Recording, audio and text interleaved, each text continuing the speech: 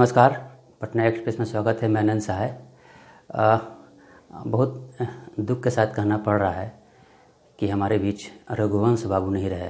रघुवंश बाबू ऐसे जो गरीबों के नेता थे। गरीब मतलब कि बहुत से नेता गरीबों के नेता बनते हैं, लेकिन उनकी जो कार्यशैली थी और गरीबों के बारे में जो सोचते थे वो एक हकीकत जान पड़ता था। बहुत से नेता बोलते हैं कि हम गरीबों के लिए काम कर रहे हैं, लेकिन वो ऐसे आराम की ज़िंदगी जीते थे। लेकिन वो एक साधारण जीवन जीते थे रघुवंश बाबू। उनका जीवन शैली काफ़ी साधारण था। हालांकि अंतिम समय में शुरू से आरजेडी से जुड़े रहे, समाजवादी नेता थे, आरजेडी से जुड़े रहे, लालू जी के साथ रहे, उनके हर सुख दुख में उन्होंने साथ दिया। लेकिन अंतिम समय में बहुत दुखी थे वो आरजेडी से और उनके कार्यशैली से। जैसे कि लालू जी के सपुत्र हैं, उनको जैसे कि उनका कहना है कि इस समुद्र से एक लोटा पानी चला गया तो क्या हुआ, कुछ फ़र्क नहीं पड़ता है।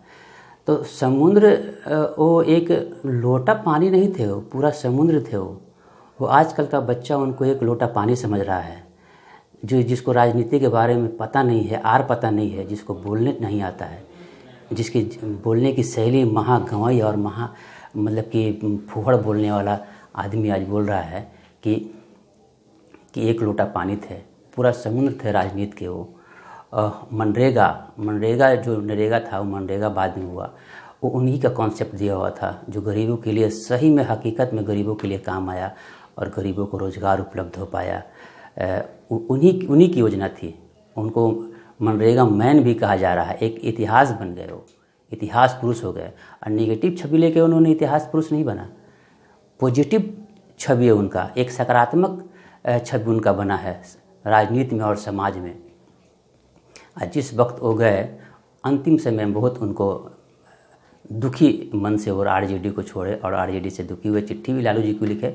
लालू जी नहीं चाहते थे कि वो आरजेडी से जाएं या आरजेडी से दुखी हों, क्योंकि लेकिन उनके जो सुपुत्र हैं, हालांकि बहुत से हमारे समाज में और हमारे ग्रामीण क्षेत्र में कम पढ़े लिखे लोग हैं या स्कूल नहीं गए हैं, लेकिन उनकी बोलने की शैली, उनकी बोलने की तमीज़ बहुत खूबसूरत होती है। बहुत अच्छे तरीके से बोलते हैं।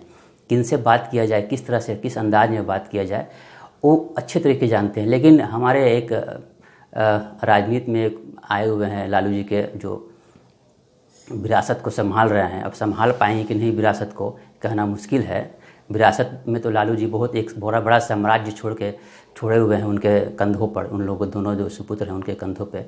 लेकिन विरासत लगता है कि संभाल नहीं पाएंगे। उनकी जो जीवन शैली है, कार्यशैली है या बोलने का जो शैली है, वो ही एक घटिया किस्म का शैली उनका लगता है।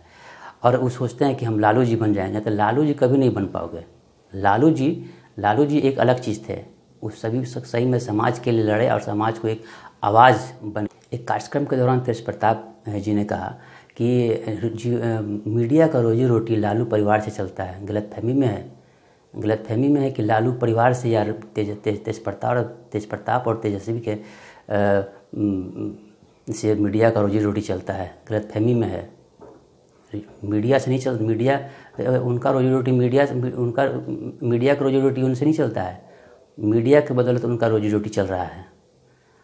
आज बंद हो जाएगा रोजी रोटी, और बंद होने के कगार पे आ ही गया है।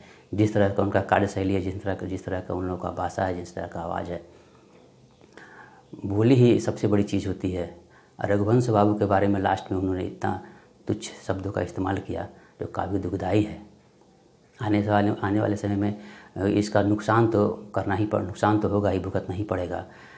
आरजेडी के जो भी अभी कर्ता धर्ता बने हुए हैं उन लोगों को भुगतना पड़ेगा। ये निश्चित है, भुगतना पड़ेगा। विधानसभा का चुनाव है। जिस तरह से उन लोगों ने उनके प्रति व्यवहार किया, लालू जी के कंधे से कंधों मिला के चढ़ने वाले रघुवंश बाबू हमेशा उनके दुख सुख में हमेशा साथ रहे, खड़े रहे, हर वक्त खड़े रहे। उतना चारा घोटाले में उन पे आरोप लगाया, जो भी षड्यंत्र हुआ उन पे आरोप लगा, उस वक्त भी उनके साथ खड़े रहे और हमेशा सुख दुख में उनके साथ रहे। और लास्ट में उनका सुपुत्र, अरे नहीं पढ़े लिखे हैं तो इसका मतलब ये नहीं है, नहीं पढ़ा लिखा भी आदमी बोलना जानता है, अच्छा से बोलना जानता है। पढ़ना लिखना, बोलने के लिए पढ़ना लिखना, स्कूल जाना जरूरी नहीं है, आपका संस्कार जरूरी है। रघुवंश बाबू को नमन करता हूँ। बहुत दुखी मन से, चूँकि वो समाजवादी नेता थे, समाज के लिए गरीबों के बारे में सोचते थे और सही सोचते थे। उनकी कोई करनी कथनी में अंतर नहीं था। उन्होंने मंत्री रहते हुए बहुत सी योजनाएं चलाई गरीबों के लिए और उनका उद्धार किया। फिर मैं नमन करता हूँ।